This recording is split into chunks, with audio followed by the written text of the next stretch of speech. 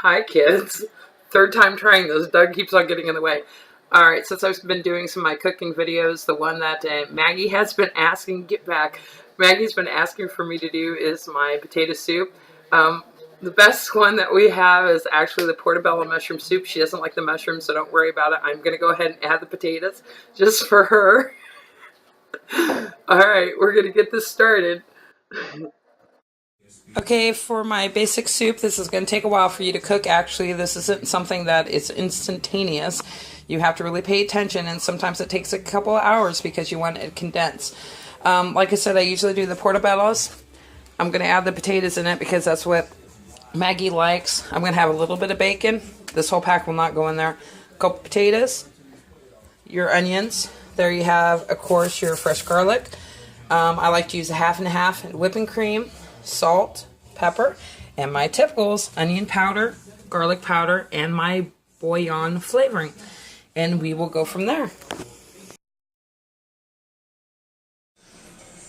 So I have the prep ready. I have the 3 potatoes. They are kind of cubed up a little bit. Of course, I love the skin on, so I love the skin. You have about a half of a white onion.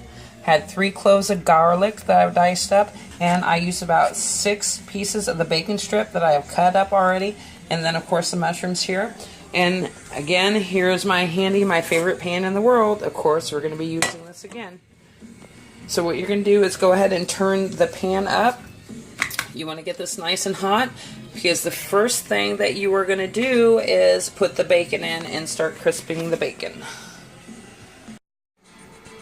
One thing I forgot to mention, when you're doing your half and half, your whipping cream or your milk, I like to have it at room temperature, because once you add this into everything, if it's colder than what the pan is, then it's going to curdle, and you don't want that. I've had it before. I've messed up on this plenty of times, but I've had some good pots too. So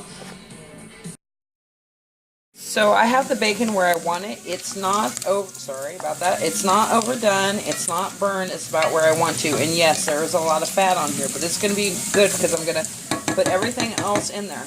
I am going to turn this down just a little bit, maybe to 5. I just want to make sure I don't scorch anything. I can turn it up if I want to. So go ahead and put your mushrooms in, put your onions in, your garlic in, and your potatoes. Just put everything in. When you're done putting that in, put in a little bit of salt and pepper as well to this, and stir it and brown everything nice.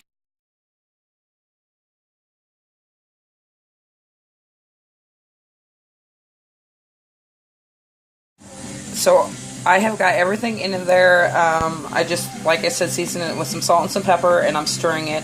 I'm going to turn this up just a little bit, but I'm going to constantly stir it. Keep an eye on it because you want it to brown, kind of caramelized. Just don't take your eyes off of this. It's very easy to mess this recipe up.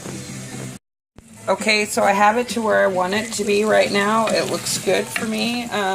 But what I'm going to do is I'm going to turn this down to about 3 or 2. I want this to cool off to about the same temperature as your half and half in your whipping cream before I put that on. That way it ensures it doesn't curdle up on you. Okay, this is cooled down to where I like it. So what we're going to do is go ahead and pour in your half and half.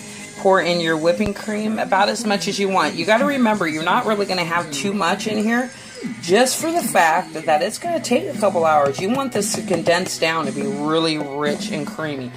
Like I stated before, this is not something you want to rush. So once you put in about the consistency that you want, and I'm just going to go ahead and pour this all in there. If you run out of half and half or whipping cream, you always have milk that if it gets too thick, you can add it in there. I'm going to, at this time also, the bouillon cubes that I have on here, I am going to sprinkle in some of this. Now, kind of be careful with this. You don't want to put in too much. It will make it really salty. While you're tasting it, you'll know if you need to add more in there. Go ahead and put whatever else spices you want in there. You want the pepper. I'm going to go ahead and put some of the garlic powder in there, and some of the onion powder, and a little bit more of the pepper, because you want everything to come in combined together.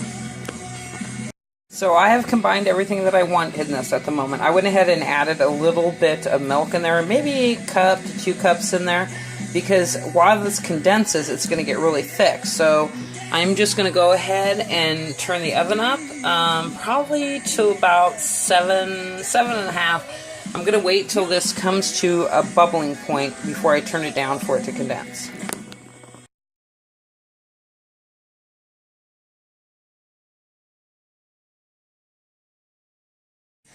Okay, so this is boiling about where I want it to be. If you see that you have a lot of grease on it from the bacon earlier, this is a very easy hint. Just get a paper towel and very gently just lay it on the top of it. That will soak up all the grease from there. I know it seems weird. Whoops, sorry. You're not even singing. But it will take all that extra grease off for you.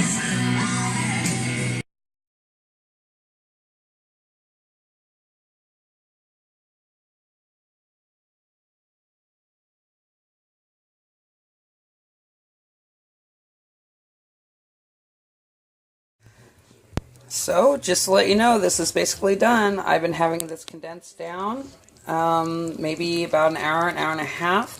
It's really nice, creamy, thick. This is a very filling and hearty soup. We'll be eating off this for a couple of days. Enjoy, and just remember, keep on tasting it. Put in the seasonings as you go. Condense it down as far as you want to. The more you condense it, the creamier it's going to get.